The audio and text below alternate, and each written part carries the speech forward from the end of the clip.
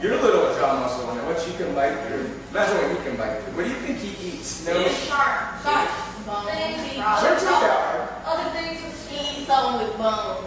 Like maybe crustaceans. Yes, they eat crustaceans. What else would they eat? I just showed you one.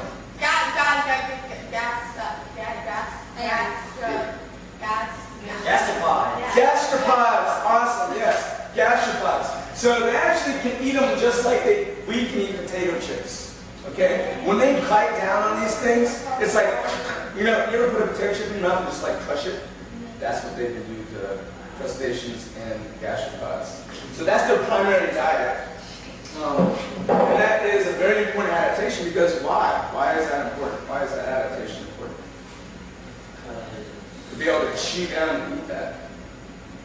Oh, because they're so big, they need more than like little small things. So they need to learn how to chomp big things. Yeah, they need to be able to chew on it and all right, break it open. Yeah. Yeah, they need to be able to chew it small enough to digest it. Also, though, a lot of animals don't eat those things. So if they couldn't eat crustaceans and gastropods and bivalves, they would have to compete with other animals to eat their food. So luckily, they have adapted to eat gastropods and bivalves and things so that they can get more food and grow as a species. Now, if we look here, this little hole, you guys know what that is? But when huh? Not the tongue. Not the nose. You're getting warmer though.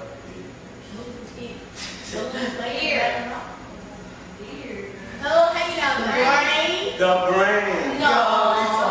This is the brain, where the brain goes. Now, do you think the loggerhead is stupid? Yeah. No, I don't think so. I don't know. It's pretty smart. I mean, it has a small brain. Why do you think it has a small brain? There's a reason why. It has big muscles in the tail. Yeah, the muscles take up a lot of space. And why else? What does the brain need? What does the brain use up? Energy. And how does it get that energy? Say it, Ashley. Oxygen. And what is there a lack of in the water for a sea turtle? So would it be able to dive really deep for a long time if it had a big brain? No. Why not? Because it takes up oxygen. It uses up oxygen. Like that's why we can't stay on the water? Yeah. Like lung capacity. Well, part of it's lung capacity. Is that why it gets up going like that? That's because the pressure pushes on it. That's a good guess. It's near your brain. But yeah, so our brains use up oxygen, and I could probably hold my breath for like a minute and a half. But the sea turtle can hold its breath for a few hours underwater. So if they had a big brain, it wouldn't be able to do that. Would it be able to get more food if it had a bigger brain? No, it wouldn't be able to stay in the water that long. So that's another adaptation of our loggerhead. Is that why it grows so big? Huh? Is that why it grows? Yeah, I mean it grows big because it lives a long time, because it's well adapted to live in its environment. Okay? So that is a loggerhead. Now, I want to talk about a turtle I don't have a carapace for. What's a carapace again? Shell. Shell. It's the shell of the turtle. Carapace. And that is what? Leatherback. A leatherback. It is the largest sea turtle in the world. Actually, I think it's the largest turtle in the world. Yeah. It's the largest turtle. They caught a male leatherback in England that weighed 2,037 pounds. Isn't that funny looking one? Yeah, you see that big one that's like that? That big one is a leatherback. This one right here? Yeah, actually, you've seen a Volkswagen bug. Yeah. That's how big it is? Can you get close to being that big? That one's loud. Huh? Like the one out there that said Big Daddy? Yeah. The one that says Big Daddy on it. Now, the leatherback sea turtle, it doesn't have a hard shell. That's why they call it a leatherback. So when it dies, its shell kind of degrades with it. That's why we don't have a shell for that. But the leatherback sea turtle is really cool because it is also the deepest diving sea turtle. Okay, they can dive So a mile and a half, 2 miles underwater. Huh? So they have a really, really small brain? They do have a pretty small, probably around the same size as the loggerhead. What makes it better than? I'm sorry? What makes it ever too long? It's a good question. Scientists are still trying to figure that out because not a lot is known about it, but they dive down to what's called the deep scatter layer. And in the 50s, they invented sonar, and they used to like scatter down these sonar waves to hit the bottom of the ocean. But what would happen is they would hit this layer of something hard.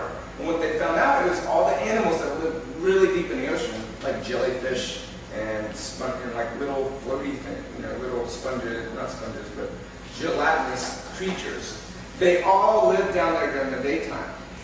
And then in the nighttime, they all come up to the shallow depths of the water. So the leatherback actually dives up and down all day long. During the daytime, it goes really deep, and during the nighttime, it doesn't go that deep. So that explains what it eats. So what would a leatherback eat? Jellyfish. Jellyfish. Its whole diet is mainly jellyfish. And they eat these jellyfish that are almost as wide as this room, almost as tall as this room. They're called lion's mane jellies. They're in the Arctic Circle. Yeah, they're in deep water, and you usually don't see them near shore. But they eat these because these jellyfish, what do you think those jellyfish eat? Those are big jellyfish. They eat codfish, they eat like huge. Yeah. Like, if you saw that, what would you do? I would swim away. I would say, leatherback, come on, hang out with me. Okay. And what's cool about leatherback is it's shaped like a V, kind of like a swimmer is. And it is probably one of the most efficient swimmers because the loggerhead and the green tail, they swim like this. But the leatherback is really efficient, and it goes like this. It uses the backstroke to push water behind it, the front stroke to push water. So it's like figure eight swimming, like that. But the other stroke is like. So anyways, that is my talk on sea turtles. You guys have any questions about sea turtles now? Yes. All right, well, we're going to go on the beach now. We're actually going to do some stuff related to sea turtles some more.